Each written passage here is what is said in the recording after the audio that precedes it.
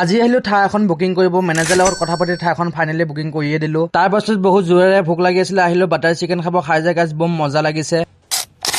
Hello' দোস্ত, আজি আকৌ এটা নতুন মিনি ব্লগলৈ আপোনাক স্বাগতম জনালো। And you guys call me Mofiz and মই মৰিগাঁও ল'ৰা। গাইজ আজি আহিলো মহিন্দ্ৰা ডিলাৰত মোৰ লগৰজনে এখন নতুন গাড়ী ল'ব। মই আহি মেনেজাৰৰ লগত মিট কৰাই দিলো, গাড়ীখন ল'লে কেনেকুৱা কি প্ৰচেছ হ'ব, কিমান টকা দিলে কিমান EMI আহিব, গোটেইখিনি কথা ক্লিয়াৰ কৰি আছে। আৰু গাইজ মেইন কথা, মোৰ লগৰটোৱে থাৰ নহয়, এইখন বেটাৰী অট'হে ল'ব আহিছে। মই আপোনাৰ লগত এনেই অলপ প্ৰেংক কৰিলো, বেয়া নাপাব দেই। চৌতা ভাই ইয়া বাৰা ভাই সমাজকে ভুল যাও। তাৰ পাছত লগৰটোৱে ফোনত তাৰ ঘৰৰ মানুহখিনি ফোন কৰি মাতি দিলে। ঘৰৰ মানুহো পুৰা ৰেডিয়ে হৈ আছিলে, একেবাৰে ধনটো পুৰাটো লৈ আহিলে লগত। মানে আজি গাড়ী লৈ যাব আহিছে ফুল নিয়তত। সিও টকা পইচা গণি পেলাই টেবুলত 1 লাখ টকা থৈ কৈছে গাড়ী চাবি দে, আপ और हमसे रहा नहीं जाता। চাই কৈছে ৰ যাবি তোমাক দিব কাৰণতে আমি ৰৈ আছো। 1 লাখ টকা ডাউন পেমেন্ট দিছে, EMI সেটেলমেন্টটো আমি কৰি লও। কিমান আহিব, আপোনাৰ যদি এখন বেটেৰী অটো ল'ব ইচ্ছা আছে, 1 লাখ টকা ডাউন পেমেন্ট কৰিলে কিমান EMI আহিব পাৰে, তেন্তে মোক ফলো কৰি কমেন্ট বক্সত EMI বুলি টাইপ কৰিবা। মই আপোনাক অটো EMI ফুল লিষ্টখন DM কৰি দিম। ফাইনেলি টকা পইচা দি চব সেটেলমেন্ট হৈ গ'ল। এতিয়া লগৰটোৱে দিব পাৰ্টি। মই আৰু চিধা কামাচি লৈ বাট ললো। আহি লৈ মেনু চেনু নাচালো আৰু ডাইৰেক্ট বাটাৰ চিকেন অৰ্ডাৰ কৰিলো। মই বহুত দিন হ'ল বাটাৰ চিকেন নোখোৱা, আজি বহুত খাব মন গৈ আছে। প্লেট আগত ৰাখি বিসমিল্লাহ কৈ প্ৰথমে ডাইৰেক্ট লেগ পিচডাল উঠাই দিলো। খাই যে গাইজ নেক্সট লেভেল টেষ্ট লাগিছে। তুমি এবাৰ খোৱা হয় কলা হয় কি খোৱালাম অফিচ ভাই। কিন্তু বেড লাক, তুমি এতিয়া আছো ঘৰত, মই আছো ৰেষ্টুৰেণ্টত। একো নাই, তুমি চোৱা মোৰ খোৱা, আল্লাহে যদি মিলাই এদিন 2 ভাই মিলি 2খন ৰান ডাইৰেক্ট উঠাই দিম। তুমি চিন্তা নকবা, এদিন 2 ভাই মিলি একেলগে পাৰ্টি কৰিম। বাছ দুৱা মে ইয়াদ ৰাখনা, তোমাৰা অফিচ ভাই।